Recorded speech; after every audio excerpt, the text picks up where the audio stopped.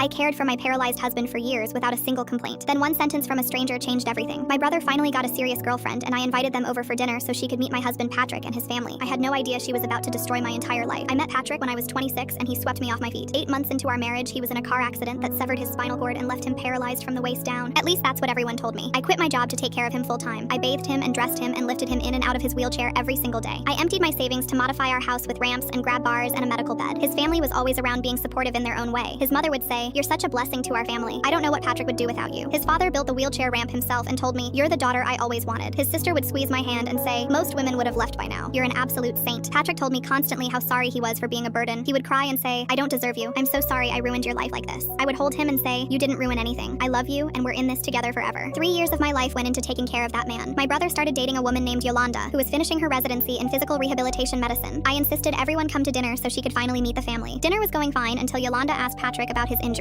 She said, "So the accident was 3 years ago? That must have been an intense recovery." Patrick nodded and said, "It's been hard, but I'm blessed to have such an amazing wife." Yolanda tilted her head and said, "Can I ask what level the injury was?" Patrick glanced at his mother before answering. He said, "T10, complete." Yolanda was quiet for a moment and then said, "I'm sorry, but I'm a little confused. A complete T10 injury for 3 years would typically show significant muscle atrophy in the lower extremities, but your legs look like you've been using them regularly." The table went dead silent. Patrick laughed nervously and said, "I do a lot of physical therapy." Yolanda said, "Physical therapy maintains some tone, but it doesn't prevent atrophy entirely. Your calves have full muscle definition. I see patients every day, and I've never seen that in someone who hasn't walked in 3 years." I looked at Patrick. His face was pale. I looked at his mother, and she was staring at her plate, refusing to look up. I said, "What are you saying?" Yolanda said, "I'm just observing that medically it doesn't add up." Patrick's sister stood up quickly and said, "I think we should clear the plates." I said, "Sit down." She sat. I turned to Patrick and said, "Stand up." He said, "You know I can't do that." I said, "Then you won't mind if Yolanda examines your legs right now." Patrick looked at his mother desperately. His mother said, "This is ridiculous. We're not going to subject him to some interrogation at dinner." My brother said, "Why is everyone acting so weird? If there's nothing wrong, just let her look." Patrick's father said, "This is a family matter." I said, "I'm his wife. Patrick, stand up right now or I swear to God." Patrick gripped the arms of his wheelchair and slowly pushed himself up and up and up until he was standing on his own 2 legs looking down at me. I couldn't breathe. I whispered, "How long?" He didn't answer. I screamed it. "How long have you been able to walk?" His mother started crying and said, "It's not what you think." I said, "You knew?" I looked at his father and his sister. None of them could meet my eyes. I said, "You all knew this entire time." I was shaking so hard I had to grab the table. I said, "I quit my job. I emptied my savings. I destroyed my body lifting you in and out of that chair. 3 years, Patrick. Why would you do this to me?" His sister muttered something under her breath. I said, "What did you just say?" She looked at me with disgust and said, "You weren't supposed to stay this long. You were supposed to leave so he could get half in the divorce." I said, "Half of what?" Patrick's father said, "Your grandmother's inheritance, the house. He was entitled to half if you divorced him, but nothing if he divorced you. We thought if things got hard enough, you'd eventually give up and leave." I thought about every night I cried from exhaustion and felt guilty for wanting to quit. They were all waiting for me to abandon him. I said, "You made me your slave for 3 years for money." My brother grabbed Patrick by the shirt and slammed him against the wall so hard a picture frame shattered. Patrick's father moved toward them and my brother said, "Touch me and I'll put you through that window." I walked out the front door and never went back. Patrick and his parents are being sued for fraud and the divorce will be final next month. Yolanda is still dating my brother and I send her flowers every week.